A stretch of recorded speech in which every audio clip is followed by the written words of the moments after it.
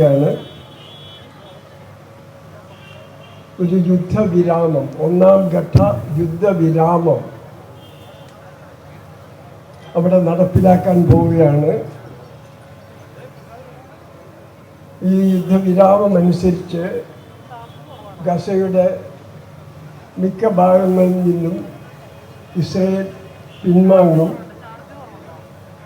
20 Israel ബന്ദികൾക്ക് പകരം 1700 പാലസ്തീനി തടവുകാരെ വിട്ടുകൊടുക്കും.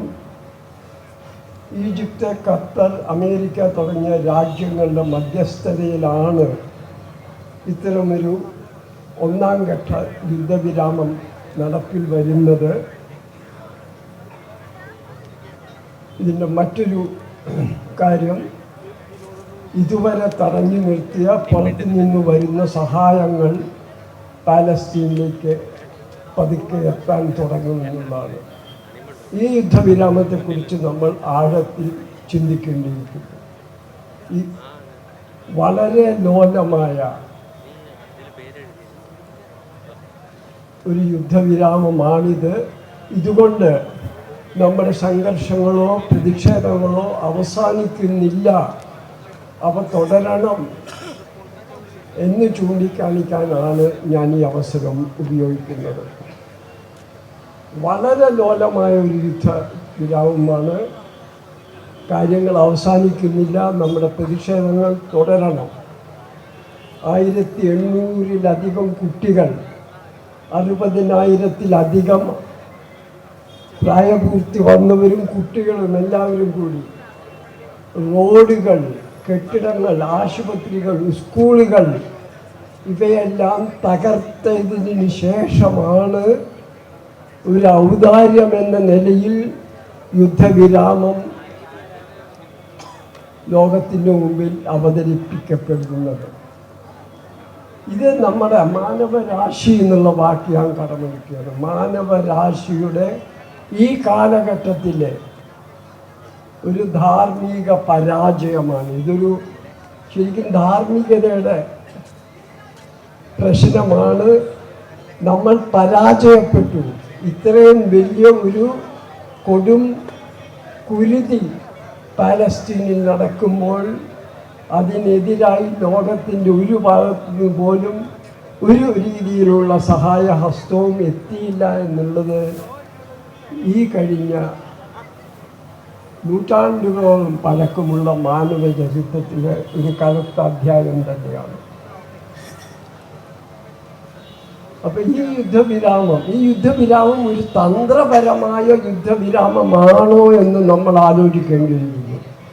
പടക്കോപ്പുകൾ കൂട്ടാൻ, വീണ്ടും ശക്തി ആർജിക്കാൻ ബെർലിൻ, പാരീസ്, റോം തുടങ്ങി ലാറ്റിൻ അമേരിക്കയിലെ ചെറിയ നഗരങ്ങളിൽ വരെ ഉയരുന്ന ഇസ്രയേലിനെതിരായിട്ടുള്ള പ്രതിഷേധ ജ്വാല പതുക്കെ ഒന്ന് കെടുത്താനുള്ള തന്ത്രമാണോ ഈ യുദ്ധവിരാമം? ഇതാണ് ചരിത്രം നമ്മളെ പഠിപ്പിക്കുന്നത്. 1948 തുടങ്ങിയ ചരിത്രം നമ്മളെ പഠിപ്പിക്കുന്നത് ശാശ്വതമായിട്ടുള്ള ഒരു യുദ്ധവിരാമം ഗസയിൽ നിലവിൽ ഒരിക്കലും വന്നിട്ടില്ല എന്നാണ്. ഇത് നമ്മുടെ മാനവരാശിയുടെ, നമ്മുടെ എല്ലാവരുടെയും ദൃഷ്ടികേന്ദ്രം ഗസയിലായിരിക്കണം. ഈ യുദ്ധവിരാമം നിലനിൽക്കുമോ, അത് തുടരുമോ, അത് സത്യമായിട്ടാണോ നടപ്പിലാക്കുന്നത് എന്ന കാര്യം നോക്കേണ്ടതുണ്ട്. ഇത് ധാർമ്മിക പരാജയത്തിനോടൊപ്പം യുദ്ധവിരാമത്തോട് കാര്യങ്ങളെല്ലാം അവസാനിക്കുന്നുവോ? ഇത്രയധികം കുട്ടികളുടെ ജീവൻ ആരുത്തരം പറയും? തകർക്കപ്പെട്ട റോഡുകൾക്ക്, ആശുപത്രികൾക്ക്, പത്രപ്രവർത്തകർക്ക്, ലോകത്തിൻ്റെ മുമ്പിൽ അവിടെ നടക്കുന്ന സത്യം വിളിച്ചു പറയേണ്ട മാധ്യമപ്രവർത്തകരെ കൊന്നൊടുക്കിയതിന്, ഇത്രയും വലിയ വംശഹത്യയ്ക്ക് ആരുത്തരവാദിത്വം ഏറ്റെടുക്കും? ആരെ ഉത്തരവാദിയാക്കും?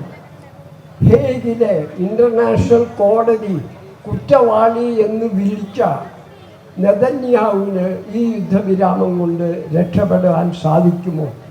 അഥവാ രക്ഷപ്പെടുകയാണെങ്കിൽ ഒരുപക്ഷെ അങ്ങനെയായിരിക്കും കാര്യങ്ങളുടെ പോക്ക്. അതിനെതിരായിട്ടും ഇത്തരത്തിലുള്ള പ്രതിഷേധങ്ങൾ ഇനിയും തുടരണം എന്നാണ് എനിക്ക് തോന്നുന്നത്.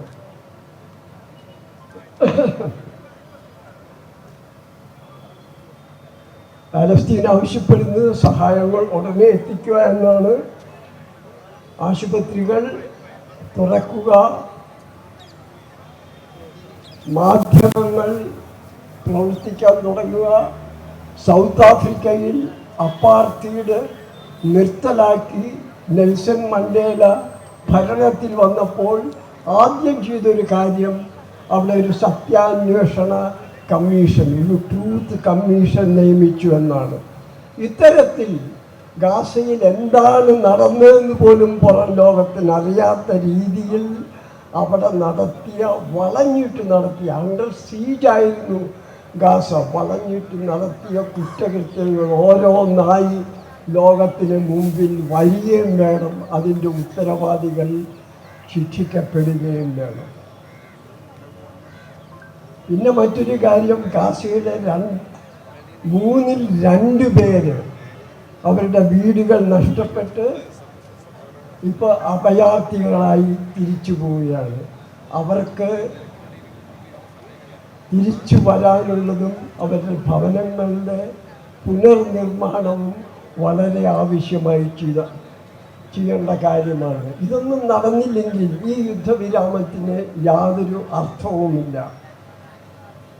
അപ്പം ഈ പുനർനിർമ്മാണം അതിനി പടിഞ്ഞാറൻ രാജ്യങ്ങൾ, പ്രത്യേകിച്ച് അമേരിക്കയൊക്കെ കാണിക്കാൻ പോകുന്ന അതൊരു വലിയ മഹാമനസ്കതയാണ്, ഔദാര്യമാണ് എന്നാണ്.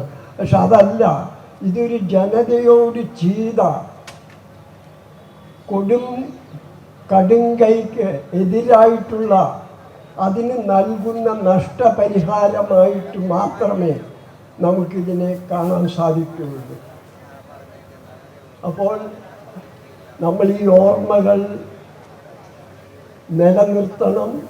ഓർമ്മകൾ ചെറുത്ത് നിൽപ്പാണെന്ന് ഒരു പഴയ പറച്ചിലാണ്. ഇത്തരത്തിലുള്ള പ്രതിഷേധങ്ങൾ ഇന്നത്തോടെ അവസാനിക്കുന്നില്ല. ഇത് തുടർന്നാലേ ഗാസയിലെ പിടഞ്ഞു വീണ കുഞ്ഞുങ്ങളും പിടഞ്ഞു വീണ മനുഷ്യരും അവർ ഓർക്കപ്പെടുകയുള്ളൂ എന്ന് പറഞ്ഞുകൊണ്ട് നദി മുതൽ സമുദ്രം വരെ ഗാസ സ്വതന്ത്രമാകട്ടെ.